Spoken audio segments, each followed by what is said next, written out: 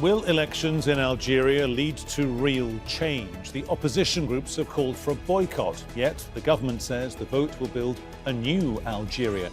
But is that possible in a country where the army has substantial influence? This is Inside Story.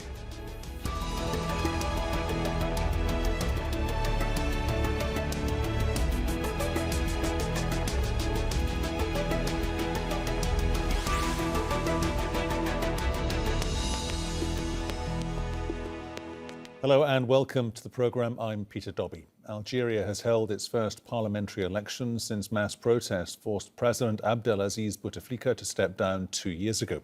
The vote was initially scheduled to take place next year, but it was moved up in response to recent demonstrations. The protest movement has urged its supporters to boycott the vote. It wants an overhaul of the political system and an end to the military's influence in politics. The protest movement's leaders say until that happens, elections won't change much. We'll bring in our guests in a moment. First, this report from Hashem Ahalbara. A crucial test for the legitimacy of President Abdelmajid Tebboune, who was elected after mass protests forced out President Abdelaziz Bouteflika 2 years ago. His government has been asking people to show up in huge numbers for Saturday's parliamentary vote. Its biggest concern, a lower turnout that could further deepen the country's political crisis. Algerians remain widely skeptical about reforms promised by the president. The protest movement that galvanized the nation in 2019 against the ruling class is now calling for a boycott. There are some people or parties trying to impose their dictates on us without us knowing who they represent. Not just one person, two, or groups can impose their dictates on 45 million Algerians. The people wanted elections, and today we see the turnout for them. Tebboune's most pressing task is to revive an economy battered by a decline in oil revenues, corruption and COVID-19. He wants to restore confidence in a government tarnished by decades of corruption.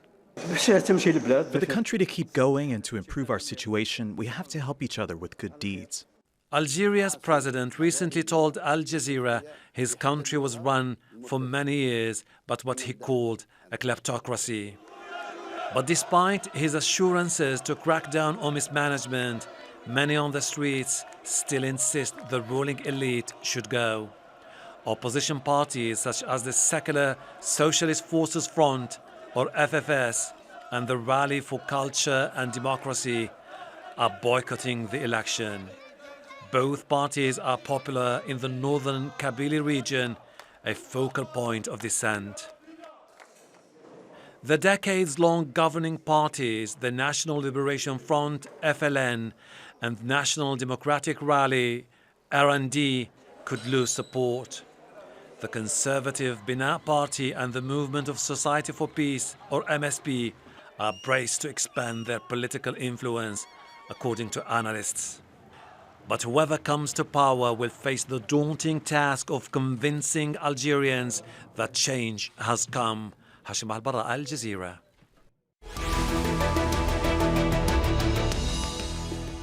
There we are. Here we go. Let's get going with our guests. In Rabat, we have Noufal Aboud, Director of the Nordic Centre for Conflict Transformation. In London, we have Tin Hinan El Kadi, an Associate Fellow in the Middle East and North Africa Programme at Chatham House. And in Montgomery, Alabama, we have Roshdi Aloui, an independent Middle East and Algeria analyst. A warm welcome to all of you.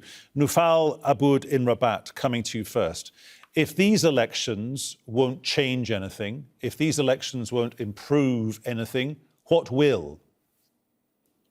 The question is basically whether the regime and the system in Algeria is using pseudo reforms or rather a legitimate mechanism for change. A key indicator, to answer this question, a key indicator is to look at the previous reforms that were introduced after the election of the current president, and including also the referendum to adopt the constitution, if they have led to any changes or if they could be considered as having absorbed the demand and the protests of the Hirak in Algeria. The question to this is no. The answer to it is no, with the idea that actually the Hirak has resumed with force and strength, even with challenging circumstances of the COVID-19. And my answer would be basically that these elections are coming up as a way to divert again the Algerian people from meaningful reforms. The regime has been known by the Algerian people that uses two different kind of diversions. One internal by introducing pseudo reforms, elections and so forth like that, but also external reforms by escalating conflicts outside Algeria, especially with neighboring countries like, for example, Morocco recently. Okay, so Tin the answer Hanan, for me is, allow me to pause you there, Noufal. We'll come back to that point in a moment. Tin Hanan El Kadi in London. Tebboun's credibility here is clearly on the line. That's what everyone is saying today. Does he not know that, or does he not care about that? I think it's rather the second option. His credibility was already severely challenged after the presidential elections of 2019. We saw that these elections had the lowest turnout in Algeria's history for a presidential election. And so he's a president without any significant social base. The presidential election was heavily contested at the time. Hirak protesters were on the street contesting this election, which was arguably decided by the military, and at the time, former Chief of Staff Ahmed Gaid Saleh. And after that, we saw that in 2020, the regime decided to move forward with a new constitution. The constitution did not emanate from the people. There was no constituent assembly or a process that took into account the voices of the Algerian people. The process was very much top-down. The constitution was drafted by some of the same experts who drafted constitutions under Bouteflika's era. And so the vote was also heavily boycotted. We only registered 23% of participation rates, among which only 13% of Algerians approved the new constitution. So it's extremely low rates. And so Tebboune is already suffering from an extreme lack of legitimacy. And it's very likely that today's legislative elections will result in a similar outcome. Okay. And the legitimacy crisis is not set to resolve through these parliamentary elections. Roshdi Aloui there in Alabama, give me a sense, if you can, within the sort of the ebb and flow of power within the establishment in Algeria, who pulls all the strings? Is it Tebboune or is it the security apparatus? Both, because they are in the same boat, and whoever is going to gain legitimacy will gain power as well. So it's not one person. It's reductive to read it as one group pulling the strings and the other is following. Their fate is linked. The military establishment's fate and Tebboune's fate are both linked. And the way to look at this election, or to frame it, is they meant it to bookend the transition period that started with Bouteflika's departure, and then and then you have the presidential election, the referendum, and this legislative election. Usually this is the sequence in any authoritarian state that is moving from an autocracy to a democracy to follow. However, this sequence in Algeria is not going to bookend the transition toward democracy. It's going to bookend transition to the same, because in these three elections, we've seen that the turnout rate was absolutely extremely low by any standard. And this election will also have a really low turnout rate. So there is a crisis of legitimacy, and Tebboune knows that, and the military establishment institution knows that as well. And I would like to differ slightly with your last guest. I don't think they don't care. They do care very much. If they didn't care, they wouldn't go through this theatric show of putting on elections and going through all this theaters. They do care, and they would like to have some kind of legitimacy, and they would like to placate somehow Iraq, but they can't. They are locked into a logic where it's a zero-sum logic. If they, in their mind, if they give up power a little bit to the street, to Iraq, they lose it. And as long as there is this zero-sum game logic, we are stuck in the same place. Nufal Aboud, is that a valid point when we talk about the systemic element of this? Because both Tin Hanan and Roshdi Alou there in Alabama making the same point in a different way. Record low levels of turnout. And stop me if I've got this wrong here, but in Algeria, there is no lower threshold of turnout where it's capped. So in theory, one person can vote in a parliamentary election, and the powers that be can say, oh, we've got a majority of 100 because only one person turned out to vote. Exactly, because the Algerians, they know exactly how it's going to be. No matter what the results of the elections, the power will stay with the military. It will stay with the same men of the systems, no matter what. They have been experiencing that. They know exactly this new generation of Algerians who are forming the Iraq. They know exactly the mechanism, the methods, and the outcome of these mechanisms. So, for example, you cannot run an election for the parliament without having a clear ideas about the electoral processes, about the districting, having enough time for the political campaigns, let people know their candidates, and also be explicit about the financing of these political parties. None of that has happened. Even worse is that because of the pressure of the protests in Iraq, the president has advanced the date of the elections, which restricted everything. Elections also means that the chamber, the parliament and the chamber has credibility and legitimacy among the people in Algeria. Even in constitution, the written constitution, there is a huge differences in terms of power between the executive machine and the representative of the people. And that was one of the demands. Okay, let's just put that point on to Tin Hanan El Kadi in London.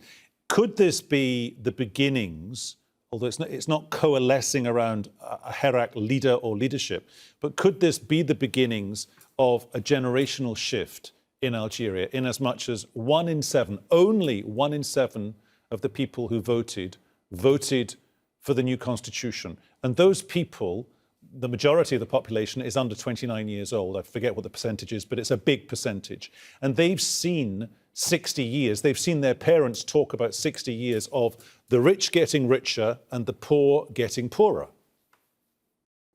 Yeah. So these elections are happening against the backdrop of deepening socioeconomic crisis. So as most people know, the Algerian economy is heavily dependent on hydrocarbons. And in recent years, especially since the 2014 oil shock, you have the Algerian economy has lost most of its capacity to redistribute and guarantee subsidies of public goods. And this constitutes a significant problem for the regime because historically redistribution and buying social peace has been a cornerstone of Algeria's regime's survival strategy. And so the political regime is facing a serious risk. The problem now, to answer the question on generational change, what we're seeing at the moment is the regime's roadmap to regenerate itself. So we might see a new generation of politicians emerging from this new parliament. However, it's just a generation of people who are willing to be the facade of what is a military regime. We're not seeing any genuine change. The roadmap imposed by the regime has consisted in presidential elections in 2019, then the constitutional referendum in 2020, and now we're seeing the last step with these parliamentary elections. But none of these elections was free and fair, and we are not witnessing any meaningful willingness to engage in regime change and moving towards a more democratic form of governance.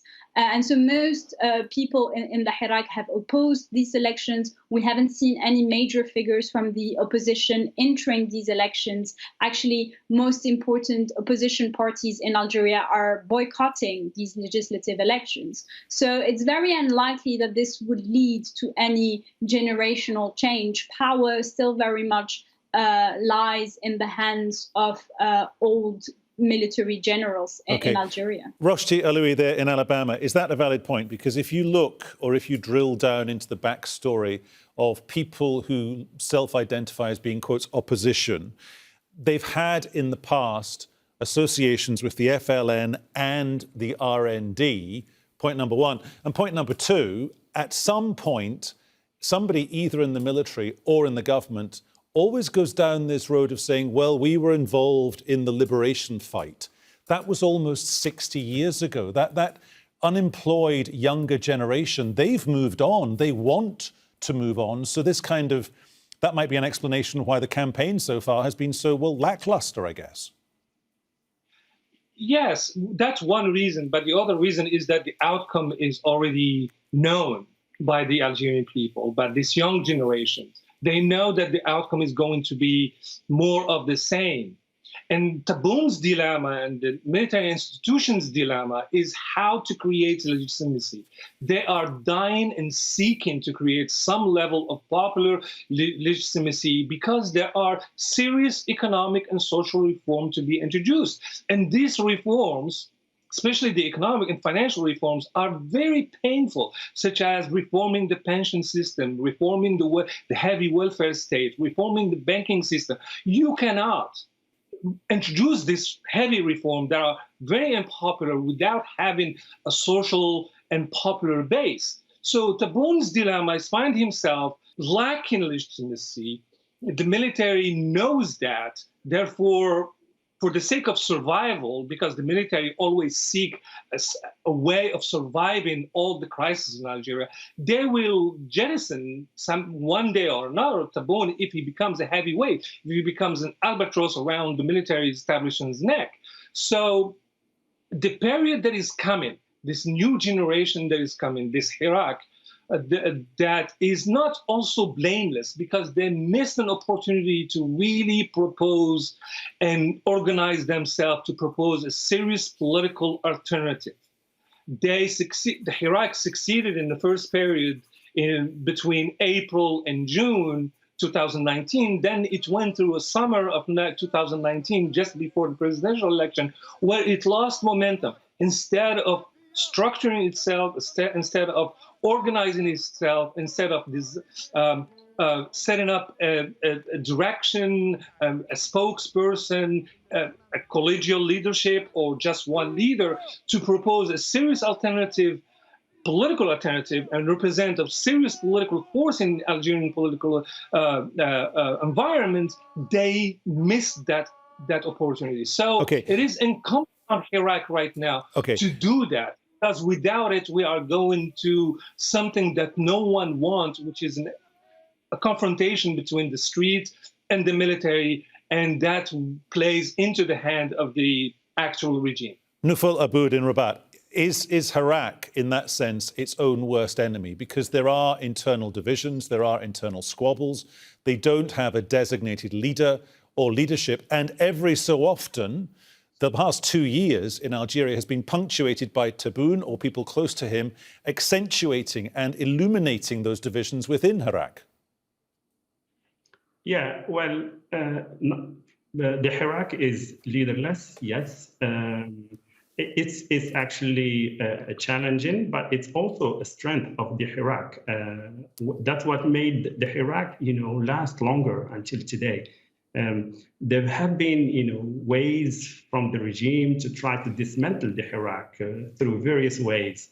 But until today, they couldn't, because no matter what the division, and the Hirak in itself is a way to look at how pluralistic and diverse the Hirak is, but they stick to the main claims and demands, which is actually that the system needs to be dismantled, not that the military should go out completely, but the military should not be controlling the socio-political lives of Algerians.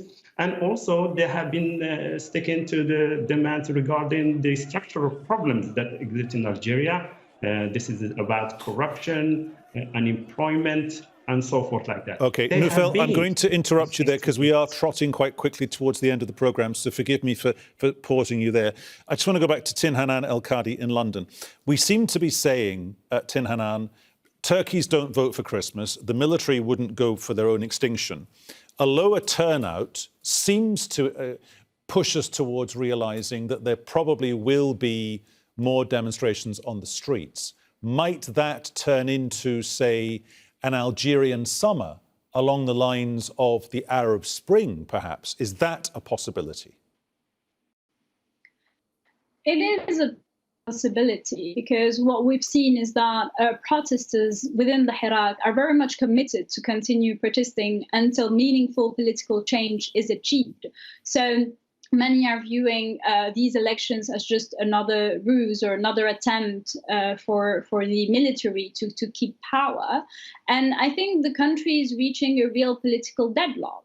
In the sense that we've seen that the government was unable to move forward with any real reforms, whether that is economic or social. The Hirak is really, the political situation in general in the country is in a stalemate. And this cannot continue in such challenging times where, as I mentioned earlier, there is a real economic crisis. The COVID-19 pandemic came to further deepen a very deep structural crisis. And we have extremely high unemployment rates. In recent months, we have seen that the number of young Algerians crossing the Mediterranean to reach the southern shores of Europe has increased significantly. And so I think that it's very much necessary that true power holders in the country sit around the negotiating table with political leaders from the opposition, with representatives from the Hirak, and try and find a consensual political solution. Because the situation as it is in a very kind of untenable situation whereby there are no freedoms, no democracy, and at the same time, the regime is unable to achieve on that economic idea development. of no freedoms and no democracy, Roshdi Aloui in Alabama, Algerians haven't had democratic elections for what, 3 decades, 30 years. On the one hand, we seem to have a country that's got lots of hope. On the other hand, we have a country that has lots of repression, and we have a country run by the old guard where they still want to talk about legacy. We have a French president, Emmanuel Macron, born in 1977. I mean, he post-dated the core events that gave us Algeria as we recognize it today. Should he go close to this, or should he just stay well away? Because he is tilting towards, you know, former French colonies in Africa at the moment. I think this is a loaded question because there is no easy way of answering it. I think it will be really not helpful for Algerian opposition, as in Iraq, to have an open and loud support from any French president, because that would play into the old narrative of the external hand, the foreign hand that the military establishment and institution have been churning out since the 1960s. So yes, you can support Iraq, yes, you can support a true transition toward democracy, but to be outspoken about it, to be out loud about it, and to be open about it could backfire. And I would like the Algerian opposition and leadership in Iraq to do it themselves. Yes, they need help, but it is important for Algeria to do it itself. That is a question of legitimacy, because the solution that comes from the Algerian people to push out a competitive authoritarian state that are usually very resilient.